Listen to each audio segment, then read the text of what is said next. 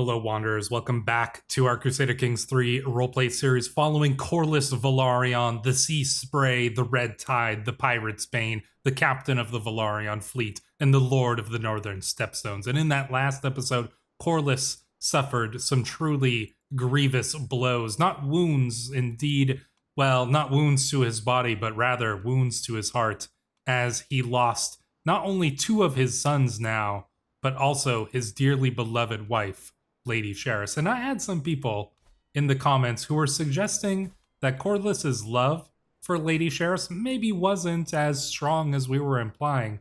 But I actually disagree with that, and let me explain why. I believe, and I truly think that this, fits with the story of Corlys the most. His love for Lady Sherris was a true thing, and that is because she was the one thing that Corlys could look to when he took control of his life. You'll remember when he was younger, his own mother and Daenerys Targaryen were really dictating his life and what would come from that. And the very first time that he ever took charge of his own life, it was to be with Sherris.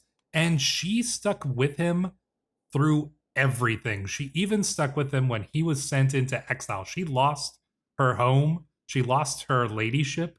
She lost her family, the Hightowers, because she stuck by his side. This stubborn trait here doesn't just necessarily mean, that they're just a stubborn person in the sense that we see it negatively. This is somebody who is refuses to back down, refuses to give up. And she never gave up on Corlys.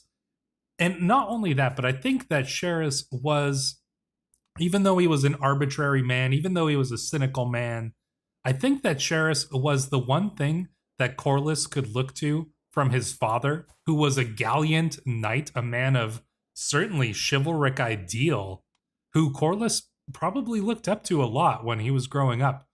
I think that his chivalric love and that chivalric ideal was something that, even though Corlys didn't strongly possess it himself, I think that was a connection to his father, an ideal that he held up from his father and that he applied to his love for Sherris. And so, yeah, I honestly think that was a true love. I think that Sherris was deeply important to him. I think her calming influence on Corlys was, in her steadfast influence as well, was a grounding force for him when he didn't know what to do because of his arbitrary and impulsive nature. I think he could look to Sherris to give him, that grounding sense of, take care of your family, take care of your children and your wife. And I think that this was one of the few things that held Corlys, together in this time. And so, yeah, losing her is not an easy thing. He's not lustful or anything like that. He's not just gonna move on to the next wench or look for the next love, now a month after his true love died. No, I don't think that is, I don't think that's fitting for Corlys.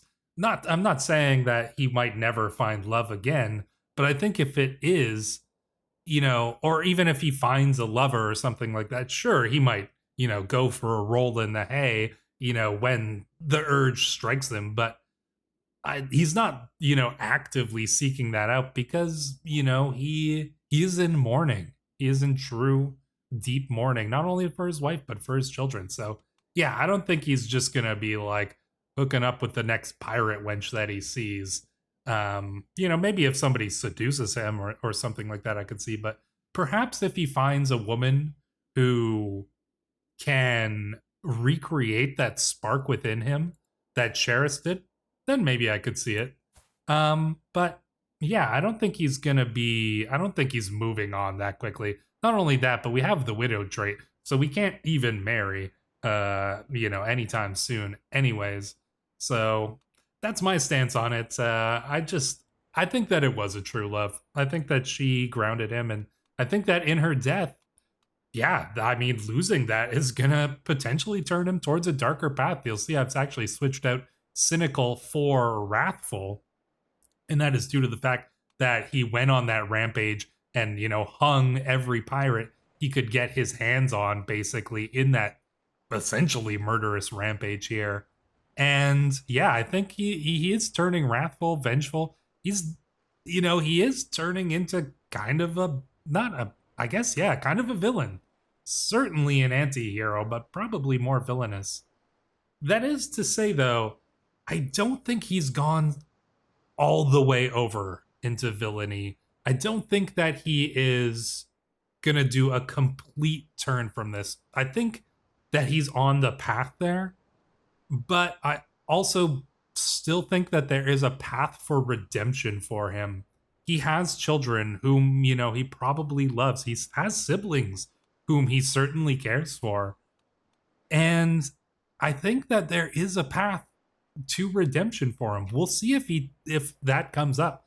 Potentially he could go into the villain route, depending on what kind of events happen and things like that. Sure, maybe he goes and becomes more of a villainous character.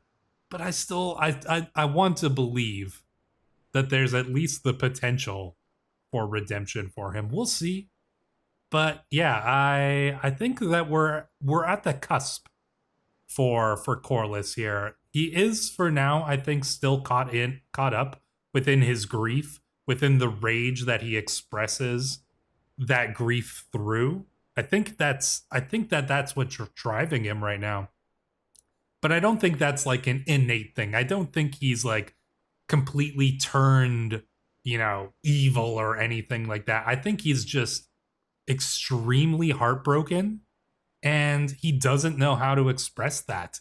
He's not somebody who like can control his feelings, and so he's feeling this deep sadness, but he doesn't know how to express that. He doesn't have anybody to express that to. And so instead he channels that as rage. And this is something that, people in real life do all the time. When they feel, deep sadness, but they don't know how to express it, they often express it in anger. And so I think that more than anything is what Corlys is feeling right now. And so, yeah, I don't think he's gone over to the dark side, so to speak. I think that he's just in a really difficult place emotionally, and he's expressing that through the violence that he's taking towards those he perceives as his enemy. The pirates here, whom he has been fighting, Eddard and Darren Tully, whom he still wants to get revenge. Who knows if he'll get that chance? Obviously, that's still going to be difficult. But anyways, that's my thoughts on that situation. You'll also notice, in addition to changing the trait, he also has a new personal coat of arms. And these coat of arms, I mean, the black, obviously, representative of the, his mourning, I would say, and what he has lost. The gray in this in the seahorse as well, obviously representing the gray and the white, representing the high tower, gray and white as well, and so as kind of an homage to his wife, to his lost love. So yeah, that's what we got going on there. So we're still gonna raise our son, and actually some people pointed out maybe we should have just stuck with the scholarship education. I actually kind of, I'm leaning that way. We can't actually change the focus. I might potentially change it through console commands once he comes of age, because I actually do like that idea. I don't usually go for the learning tree. It's got great things, don't get me wrong. I don't see our son becoming like super faithful. Maybe he'll get the zealous trait. That's entirely possible. If he gets the zealous trait, then we're definitely going that way. But I could honestly kind of see him becoming maybe a little bit of a thinker, like a scholar type of character or something like that. That I could kind of see, maybe he gets his hands on some books that, we've captured or brought back, and, maybe he really just enjoys that kind of thing. We'll see. We'll see how he turns out. I'm going to let the traits dictate it. But yeah, I'm not opposed to giving him a learning education. I'm not even opposed to him becoming religious, but I'm not going to force it. I don't think that that is, a situation. I want to see how the character turns out. I don't want to just dictate it, essentially. So, anyways, that's catching you up there. Our young son Manfred still got consumption. We do. People were asking if we have a maester. We do have a maester. His aptitude is excellent. Hopefully he'll fix our son. But and then of course we have our daughter Aelora, who is to be wed to Eddon Lannister, the grandson of Tyrion Lannister here. So yeah, I think that that is still. Wait, did I? Thought I. Oh, okay. I was just confused of why I saw the masterly house coat of arms there. That's a little interesting. Masterly's still going. Honestly, they're kind of one of my favorite houses now. I hope Lord Cedric does well. It's too bad that we're allying with Tyrion to try to oust him from his position, but I don't think, even if we do, I don't think that'll be the end of us Masterly. In any case, I know I haven't started time yet, and I'm still not going to, honestly, because we have to look at this situation. Queen Rhaenys, the Black Queen of House Targaryen, no longer has her gray regent. Prince Eddard has been ousted. You'll see he's been freed from prison. Hard to say what he had to do to get free from prison, but you'll notice he's been replaced by Lord Aegon Bywater, and that's actually really interesting. So obviously Aegon pulled a replace regent plot. I can't remember what it's called, but usurp regency or whatever it is. He obviously pulled that off successfully and ousted Prince Eddard. So as some people pointed out in the comments, it's probably, Lord Aegon was probably one of the blacks, who sided with Darren Tully in the original, Great Council to put Rhaenys on the throne. And so it was probably a ploy by the black faction to oust Prince Eddard as the regent here. So, the blacks and the grays, they teamed up to, put Corlys into exile, but they're back to infighting again. So we'll see.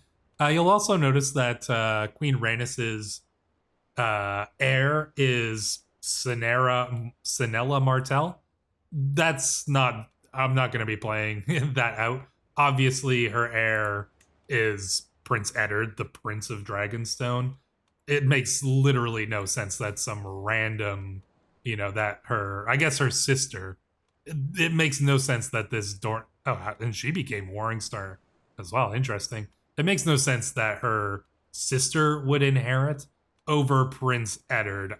I don't see that making a lot of sense. I'm pretty sure that Eddard being Prince of the Dragonstone, being second in line, all of that kind of stuff. Like if by some chance Rhaenys does die, I'll kind of manually put Eddard in there. Obviously, that would create a lot of conflict.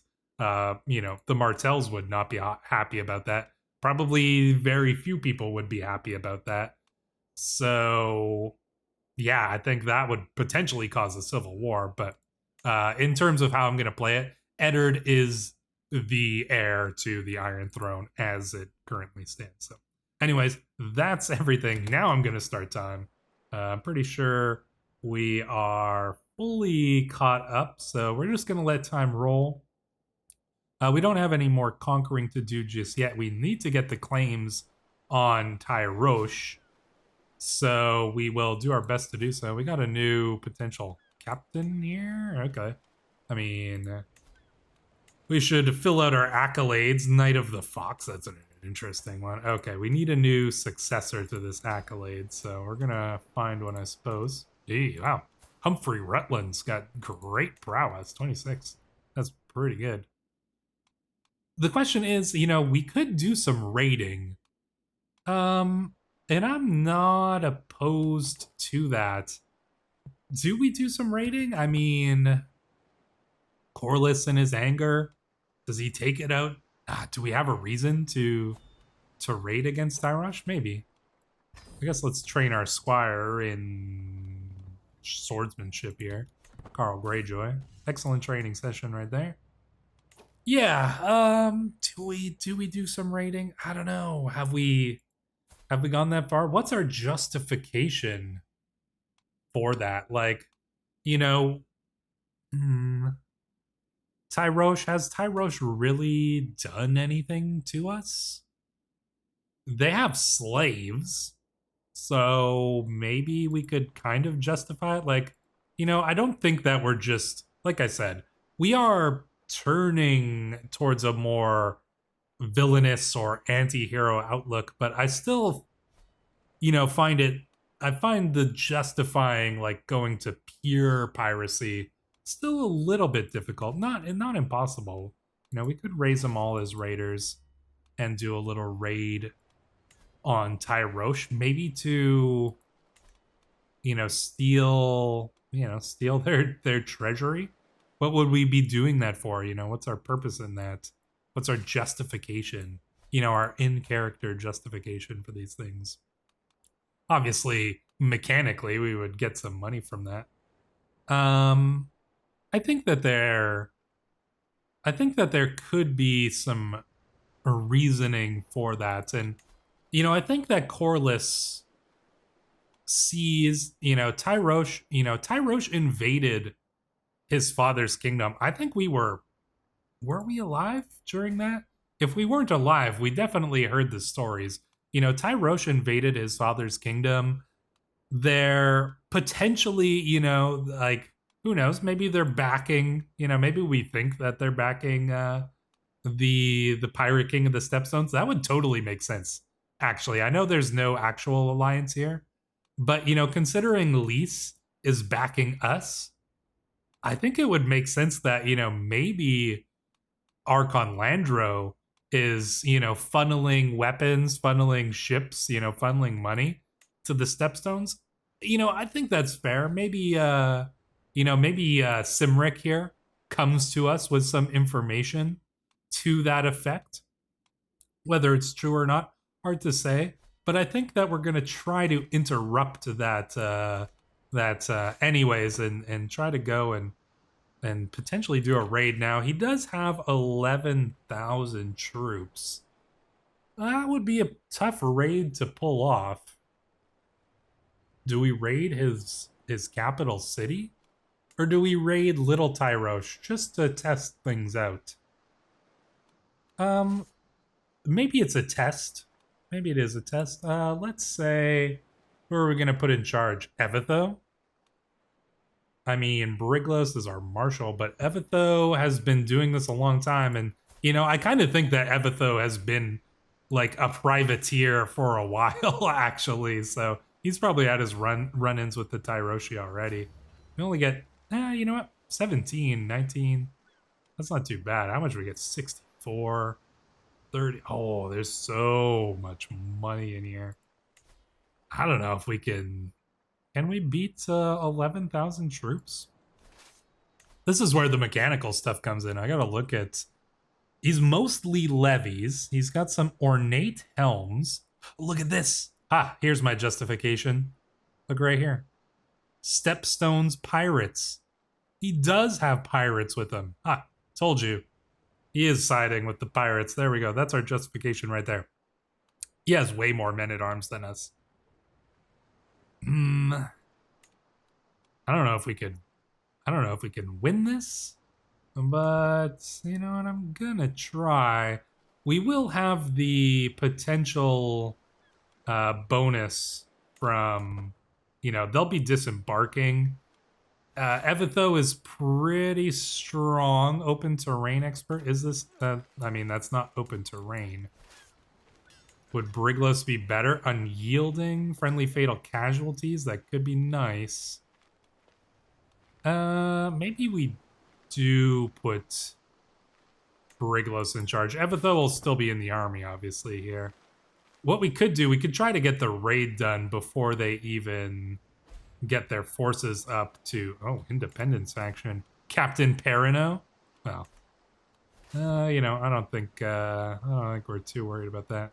So we're gonna raid this. We're just gonna test the Tyroshi response here. Oh, she wants to pay us 50 to leave the dungeon? I will accept, actually. Sure. If you accept us as your pirate liege, or your liege of any regard here. I don't see their army just yet. I think we're going to be able to pull off this raid. Have they even raised their troops? Oh, they have. Okay. They're probably... Oh, there we go. Okay, here they are. Can we... Oh, we can actually escape in time. Here we go. Can we actually get out of here? Oh, no. All right. Looks like we're... Okay, we're going to engage with the Archon here. Let's see. Let's see if we can pull it off. I don't think we can. But this was, you know, just a test. To test how strong Tyrosh... No, okay. We got to pull back. We got to get out of here. Let's let's flee if we can. There we go. Maybe we can get out of here as quickly as we can. I was kind of expecting that, like, it was going to be difficult even with their disembarking penalty here for us to pull it off. We only lost 1,000 men, but we did gain some valuable knowledge from that. I mean, we lost the raid loot and stuff like that. But we can take a look at the details and see what we learned from that. So we lost 688 men, which is not good. Obviously, we weren't going in intending to lose that. But, you know, we can take a look at this. You know, our knights well overperformed, honestly. It looks like we captured... we captured one of them, too. Oh, what is this? Quiet hideaway has been built. Okay. So we lost, you know, if we go up against Tyrosh, we're definitely going to need more than what we have now. They are strong. They have recovered from their war. So that was just a little test. A little test of the Corso Kravis? That's a cool name. Oh, look at this. What is he? A Hartalari. What? Where is even Hartalari from? Hartalari culture. Diverge from High Valyrian, so they're obviously... Oh, okay. They're from the Disputed Lands. Interesting. Yeah, okay. That's cool. So yeah, we lost a few troops there, but we did learn some things. We learned that although we obviously have the stronger, you know, knights and captains, they have the numbers. And one thing to keep in mind, and this is just some Game of Thrones for you, but the Tyroshi, this is like a heavily like the Tyroshi are known for being like virulent slavers. Like these people will sail as they have been known to... Oh, what the...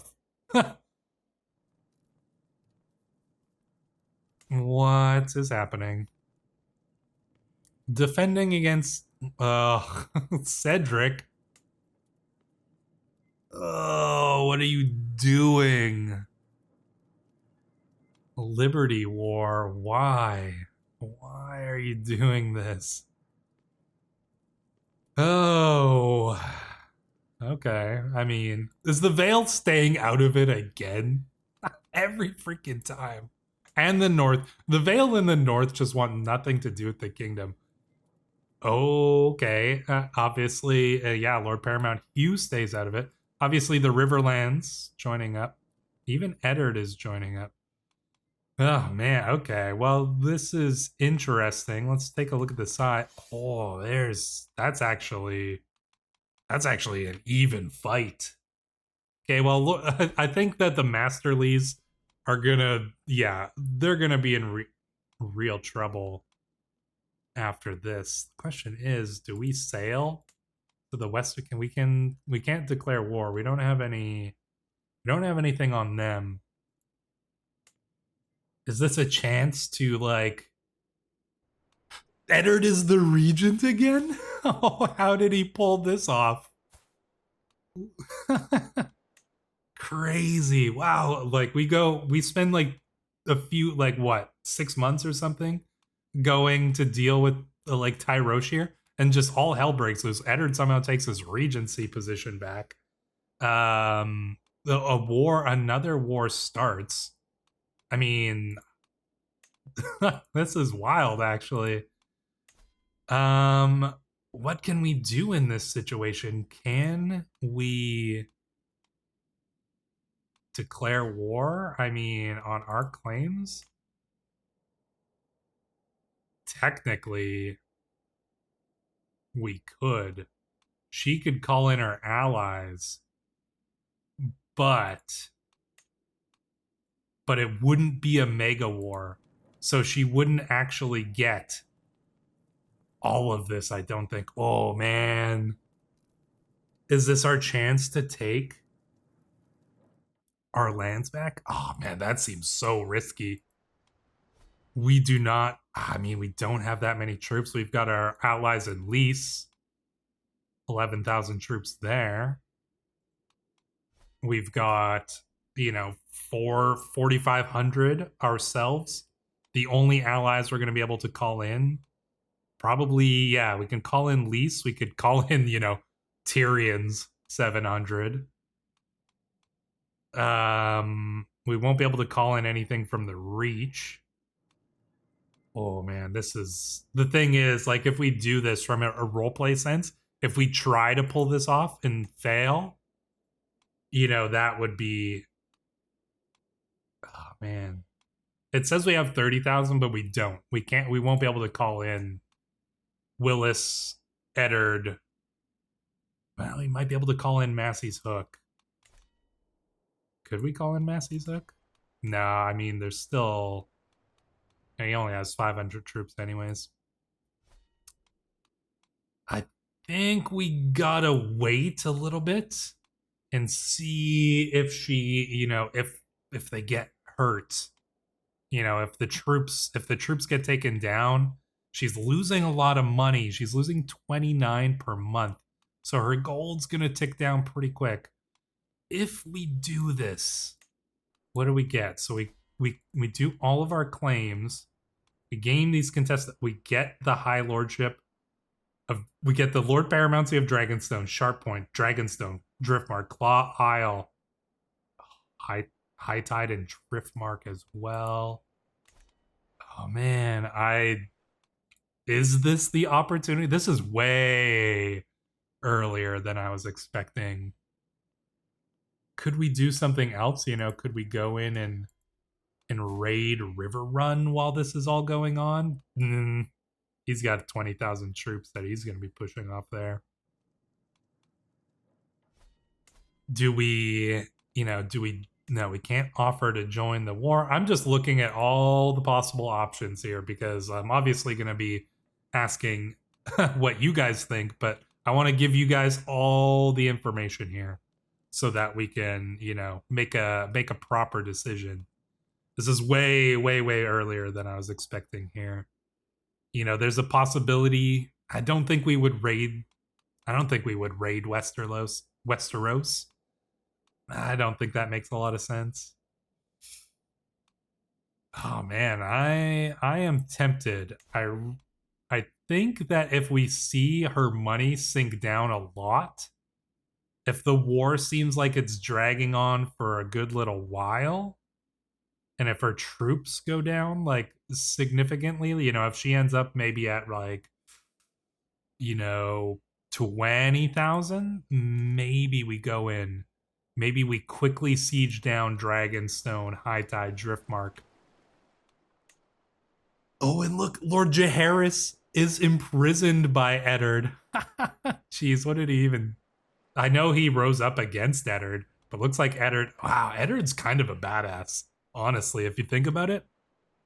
He got imprisoned by Lord Aegon of Bywater here, and somehow he lost his regency, but he took it back. He got attacked by our cousin Lord Jaehaerys, I think, and the Celtigars. Yeah, I'm pretty sure. And then he beat them, and then he imprisoned them. Oh man, Eddard is a badass. Like, I know he's our enemy in this campaign, but he is a good character. Like, he is cool.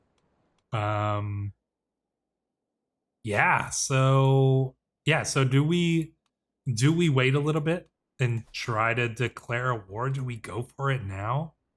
It might be a rare opportunity. Cedric. Yeah, Cedric could potentially be giving us what we need. I wonder if she tried to like revoke his title or something like that. Hard to say. I mean, yeah, look at this. He's got, so who does he have backing him? He's got a little bit of the reach, not very much, most of the reach, and obviously Dorne siding with the crown, the Riverland siding with the crown. He's got most of the reach. He's actually got a decent chunk of the Iron Islands. They're obviously in it for their own reasons, but a big chunk of the Crown lands and Cracklaw Point and Gulltown siding with Cedric here. That's pretty decent, King's Landing pretty surrounded here. If they can't get their troops raised in time, they could be in trouble because, they got troops coming in from, down south and from the Riverlands. But these Westerland lords, these the Crown Lands lords could pretty quickly take out like the original force that they muster here. What do we got? Battles? Yeah, okay, so they lost. Yeah, they already lost a couple small battles. Interesting. Yeah, okay. I'm willing to see. I'm willing to wait a little bit to see how this, all plays out. But I definitely have to turn this over to you guys because I want to know, yeah, what you guys think of this situation here. Can we take advantage of it? Is it too risky? Because just, to play devil's advocate here, if we do try to attack and we fail, obviously they are going to come, looking to deal with the Velaryon problem. Right now, we are beneath their notice. We're just in exile in the Stepstones. But if we land troops in Dragonstone and Driftmark, yeah, we're not just a nuisance anymore. We're not just in exile. We are a foreign threat. So if we're going to do that, we better hope that we win. So yeah, this is going to be interesting. So what do you guys think we should do? Do you have any suggestions for how we should approach this situation? Do let me know in the comments below. I'm excited to see what happens here. But yeah, chaos in the realm. Once again, Westeros has not had peace in a very long time, and they aren't going to have peace for a little while longer. So until the next one, Wanderers, thank you for watching. I will see you then.